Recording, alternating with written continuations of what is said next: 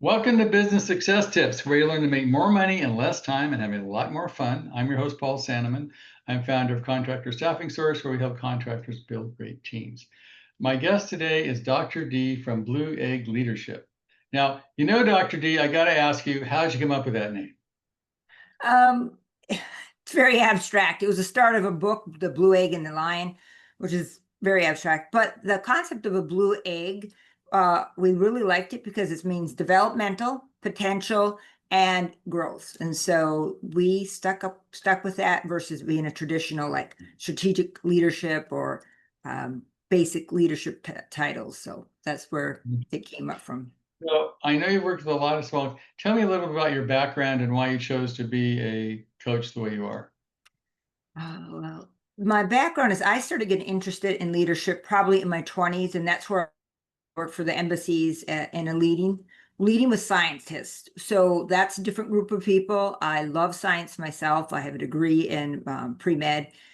But as I was growing in leadership, I also knew that to be a better leader, it's a developmental skill. And so I started looking into coaching probably in 2005 and became a certified coach to be really a better leader. So I'm fascinated with like the proportions that leadership grows, the styles of leadership, because not one style fits every company.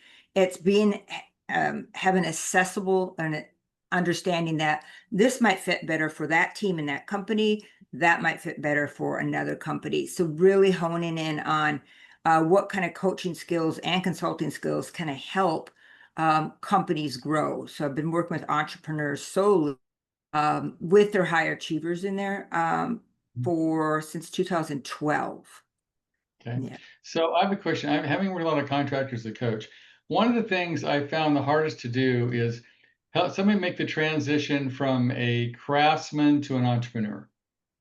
Because these guys, they all start out as carpenters or whatever they do. Then they Yeah. decide to do my own thing. And unfortunately, their skill set is around carpentry, or their skill set is around, plumbing or building houses or something. And now they're trying to lead a team and lead a company. How do you help Mhm. make that transition from a craftsman to a leader, an entrepreneur? And that is a wonderful transition. It's also an awkward one for most of them, right? So technical skills, most of them come in and I can frame something or I'm into concrete.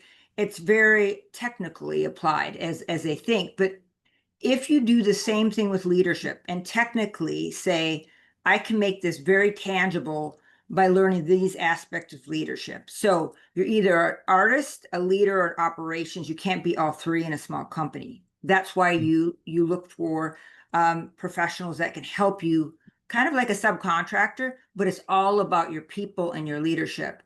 So the first thing you would do is really assess what kind of personality style they are.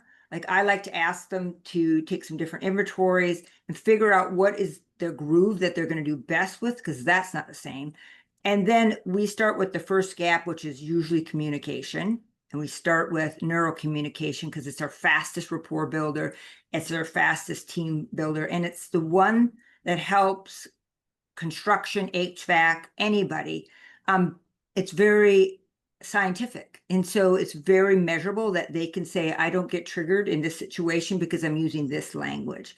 So that's a very straight path, but it's complex, but it's a good place for them to start is what kind of leader, kind of where would I go? And then I'm going to start with my communication. And that means looking for the who that can help your business, like your accounting people, your hiring practice people. Those people are your who's. So you're not going to do everything. You want to be able to lead the who's. Okay. Now, how do you help make that shift from to leadership is a very vague, for lack of a better term. Who makes a great leader? Sometimes you could say, well, it's Jesus Christ, King Genghis Khan, and Buddha. I mean, they're all great leaders, right? They're a little different. Yeah. So how do you help the person? I'm sure the people listening to this, and unfortunately, leadership is a soft skill. I'm going to call it a soft skill.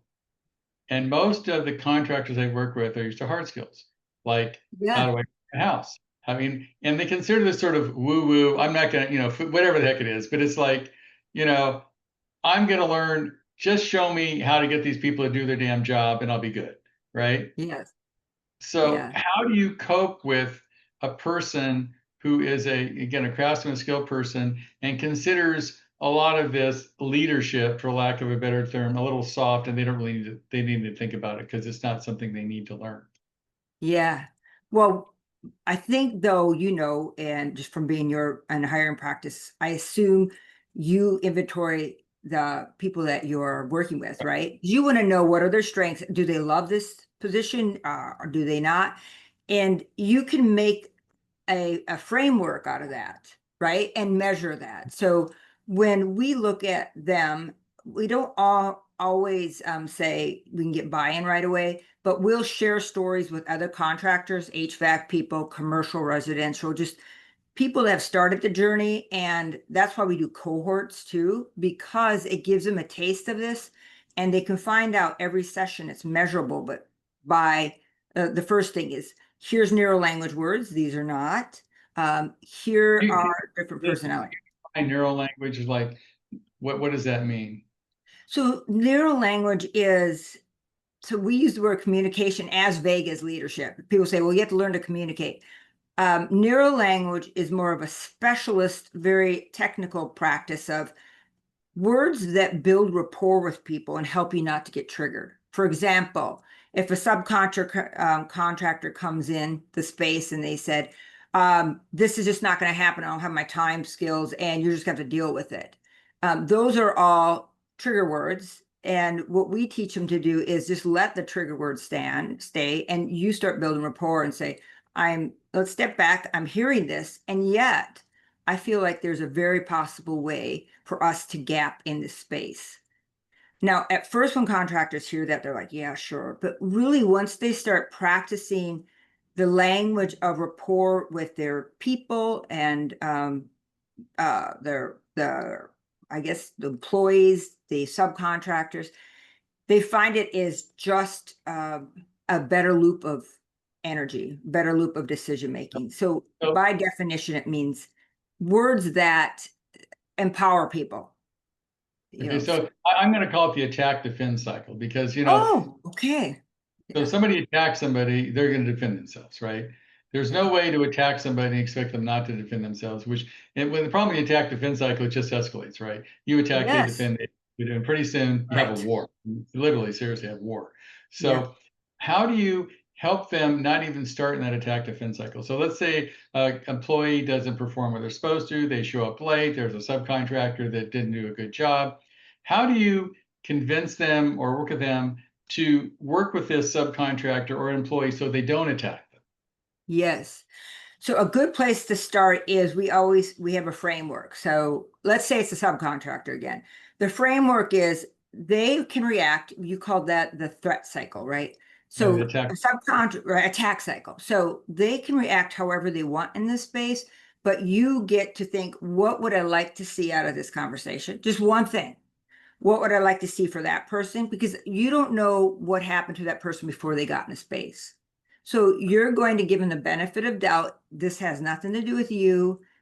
You're going to stay curious. And the third thing is, what would you like to see for the relationship? So it is given that framework, that's the new loop versus somebody is in the attack and therefore I'm going to have to defend. You're Right. actually raising your bar to say, it's called agility, emotional intelligence, but But agility. it's sort of like what is it? Where you're taking a person, the four agreements, and he says, you don't take anything personally, right?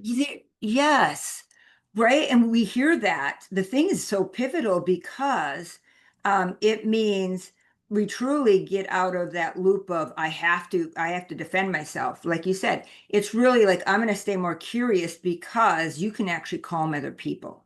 If you're just breathing and what happens when people are triggered is just a thought came up and they felt like they were trapped, or a thought came up and it challenged their competence. So if you don't take things personal, that's a great segue. That's a great book, by the way. We can Right. actually show them how to use these words instead of these words, and it's called a pre-frame, how to pre-frame that discussion. Like, Mhm. here's a few examples of great pre-frame statements. here are thought practices to do that. Yes. Okay. So it's a And practice of that. Yeah. so what, can you give me an example of some contractor you've dealt with that has actually learned leadership from you and the results they may have had after that? Yes. Well, I mean, I think of quite a few, presently. So I will say I had a residential starting to be commercial, and that is a transition. And Right. that person was from going from 2 employees and wanted to grow. And so and very, like you said, this is a soft skill. I don't think I need it. However, when he started the cohort, there's part of him, he started reading about leadership, and that's when he really started understanding, I do need this. This is pivotal for my business, like pivotal to change. I can't take on everything. So what we did is he followed through the mastermind, and he learned the neuro language, so he didn't get triggered. Gave him a lot of flexibility, see subcontractors better. People were talking with him like after 2 months of being in our program. They said, I don't know why, but you stay calm and I actually want to ask questions. His team was like, I am not afraid to ask questions. And also, I feel more responsible for better quality because budget, time, and quality is 3 things Right. of the contract world. So with that practice, he grew to actually delegate better too, because he knew what phrases, how do I delegate with accountability? So it's accountability, check-in, and communication.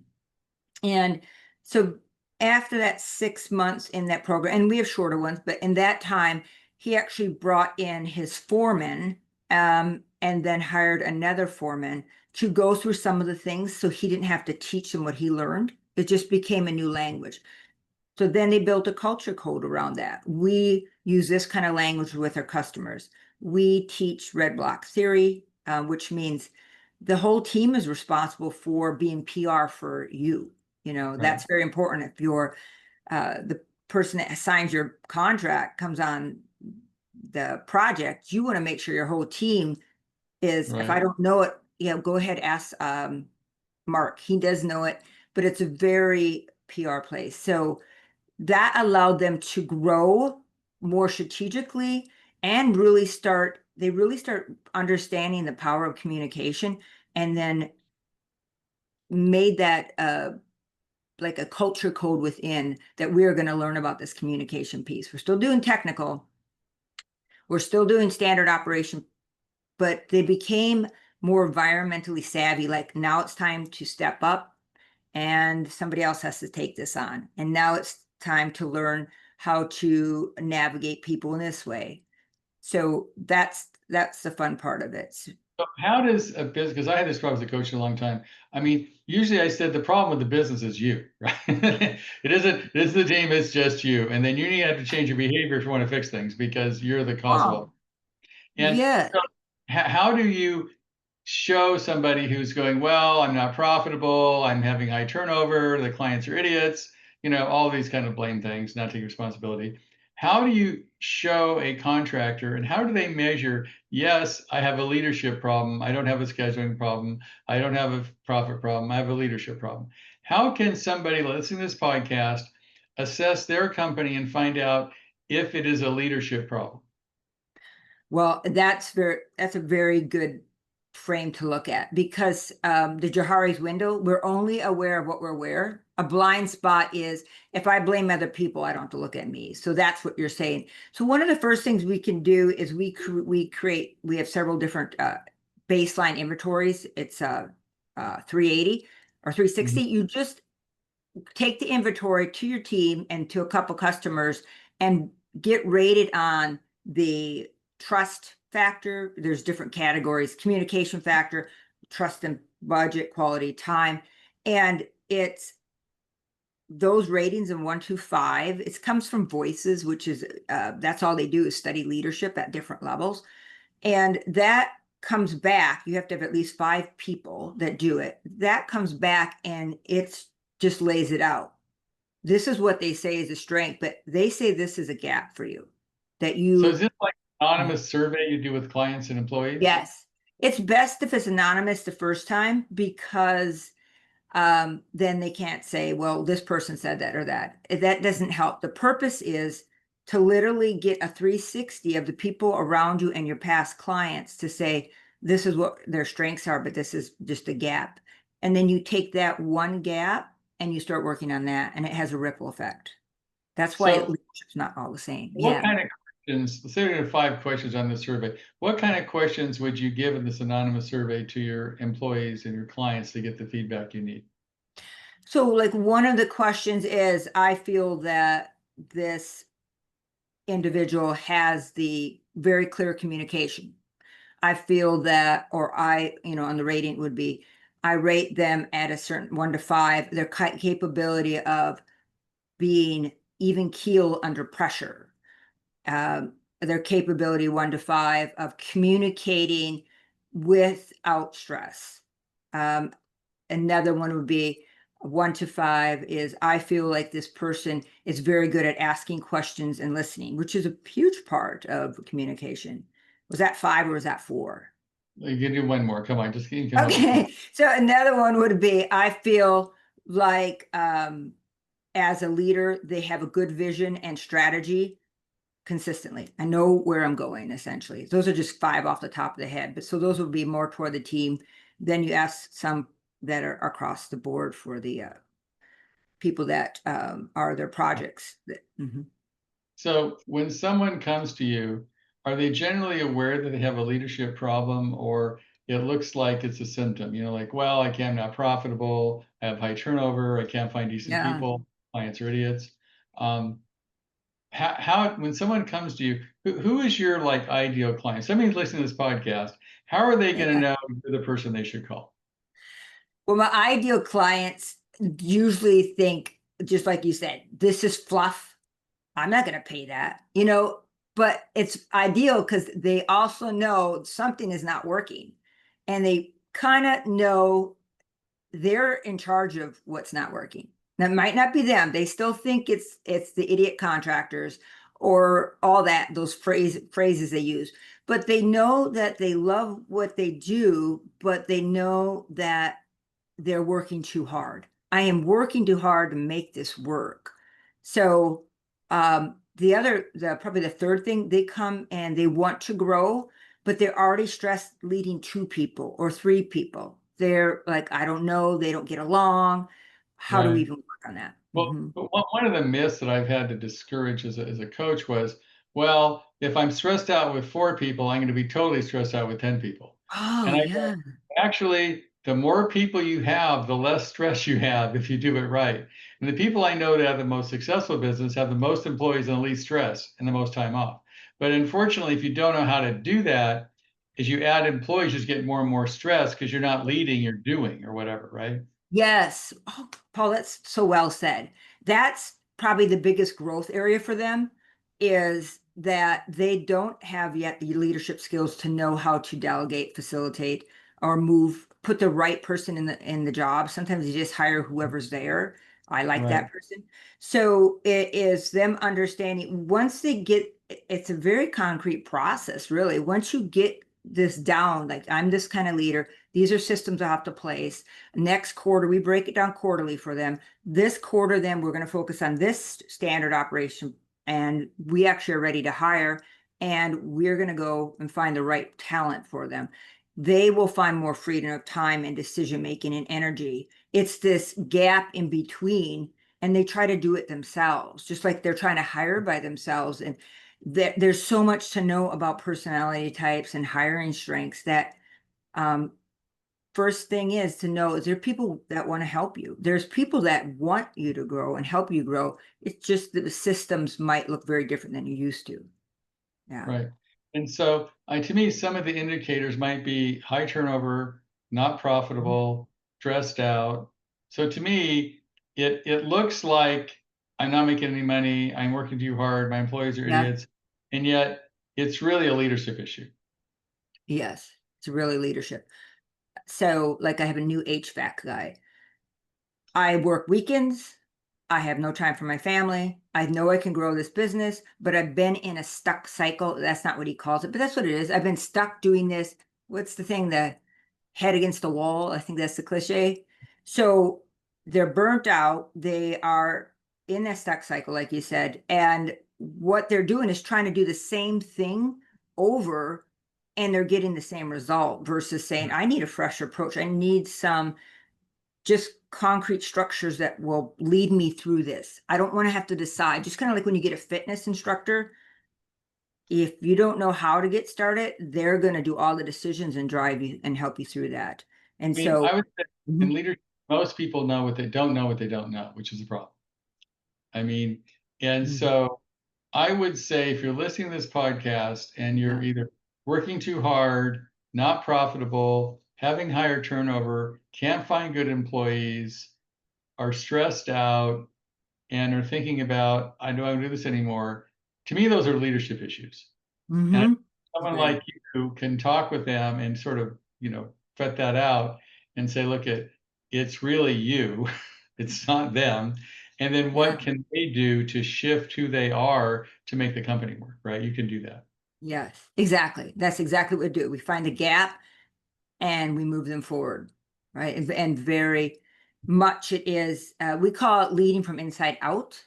It means Mhm. do your work and you're going to lead better. Like not like work, but it's like do your inner work and understand people better, understand systems better, and that leadership will come, especially if your inner drive for that. Yes, Right. it's definitely So, a Dr. process. D, if people want to, this resonates with somebody who's listening to this, how do they get in touch with you and how do they find out if it's a good match? Hmm. Well, probably contact me personally, Denise at blueeggleadership.com. So our company is Blue Egg Leadership. We all have coaches that are certified coaches, and they're also entrepreneurs, and several of them are entrepreneurs in actually the trades at one time. So it's reach out. You can click on our website and get a discovery call. You can go to our resource center and get a few downloadables if you want to just get started. But I encourage you, since you're in this podcast with Paul, really go straight to the source. Come and let's talk. And we can see if that is a fit for you and show you, visually what that would look like. And make sure you at least leave with resources that are going to empower you to start really thinking about the path of leadership. And it's the solution essentially. And And you're ready for it. so Yeah. how do you charge what you do? Does it depend on the size of the client? How do you structure your business model? So usually if we're talking about clients that are like 2 to 3 people in them and they want to grow, we start with a cohort. So they're around other people that are thinking alike. And the thing about growth, and this being a coach, 90% of it is having very accountable structures so that you challenge yourself to use that new language. You challenge yourself to do a operating process. So we use that mastermind to really change the thought within. And in between sessions, they will have accountability coach. That's like kind of first level. And the accountability works through that person's thing that's stuck. Because it might not be the same as Jill or John that's in that mastermind. So it's the combination of you have a personalized attention and you have this group that's supporting your growth, having the same issues, but we are not letting the issues be the discussion. The solutions are the discussion. So that's kind of our level one. And then we move up to one-on-ones. And then we also take a whole team through our programs. Mind framing is I just want my whole team to learn this and we're going to learn it together. Yeah. Cool. So they go to Blue Egg Leadership, right? blueeggleadership.com. Yep. Okay, cool. Well, thanks, Dr. D. I think this is something that's huge in the industry. Unfortunately, people like Warner Hart said they're trying to change the car by turning the rearview mirror and it doesn't work, right? I mean, Right. they are the issue. So I think if you listen to this and you're willing to admit that, yes, my leadership skills could be improved and I really need to figure out how to do that, I think Dr. D is the one to call. Thank you. Yes. Awesome. We look forward to hearing from you and having that conversation for sure. So I appreciate your time. Thanks, Dr. D. Thanks, Paul.